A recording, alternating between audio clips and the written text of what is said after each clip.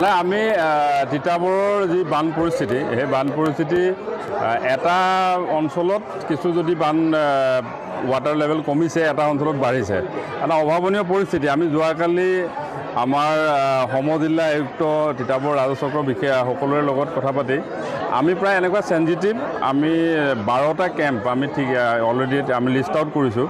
আৰু সেই চেঞ্জিটিভ কেম্পসমূহত কি হৈছে মানে আমি ধৰক আগতকৈ ৱাটাৰ লেভেল বাঢ়িছে। এতিয়া যেনেকৈ মই ইয়াত চুঙি যি জুৰিয়া নামৰ কেম্পত আছোঁ, ইয়াত আগতে যিমান ৱাটাৰ লেভেল আছিলে এতিয়া প্ৰায় তাতকৈ বাঢ়িছে, কমা নাই। গতিকে তেনেকুৱা কেম্পবিলাক আমি চব ঠিক কৰিছোঁ যাতে সেইবিলাক আৰু নিয়েৰেষ্ট আমি এটা তাতে আমি আশ্ৰয় শিবিৰ য'ত কৰিব পাৰোঁ।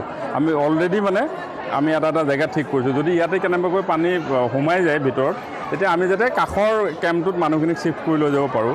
আৰু তাৰ কাৰণে SDRFৰ 2খন নাও ইতিমধ্যে তিতাবৰত যোৱাকালিৰ পৰা আহি আছে।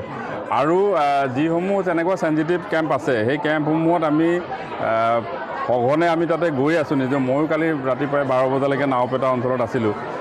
আজিও মই অলপ আগতে মণ্ডল গাঁৱত গ'লোঁ। আমাৰ অগ্নিগাঁও এইবিলাক অঞ্চলত যিটো ক্ষয়ক্ষতি হৈছে তাৰ বুজ লৈছোঁ।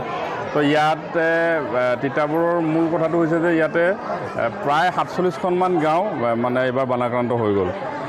7,000মান মানুহ আক্ৰান্ত হৈছে বানৰ। আৰু মানুহবিলাকৰ বানপানীৰ লগত অভ্যস্ত নহয় তিতাবৰৰ ৰাইজ। আগতে যিবিলাক অঞ্চলত মই গৈছোঁ তেওঁলোকে কয় যে আগতেও পানী হয় কিন্তু ইমান নহয়, এইবাৰ বহুত বেছি হৈ গ'ল।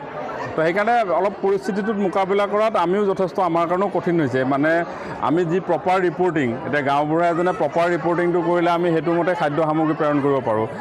ক'ৰবাৰ অঞ্চলত ধৰক গাঁওবুঢ়াজনেও মানে কেনেকৈ ৰিপৰ্টিং কৰিব লাগে তেওঁ গম পোৱা নাই, যাৰ কাৰণে কিছুমান মানুহ এতিয়াও হয়তো খাদ্য সামগ্ৰী নোপোৱাকৈ থাকি যাব পাৰে। মই এইটো নকওঁ যে সকলোৱে পাইছে, ডেফিনেটলি ক'ৰবাত তেনেকুৱা হ'ব পাৰে।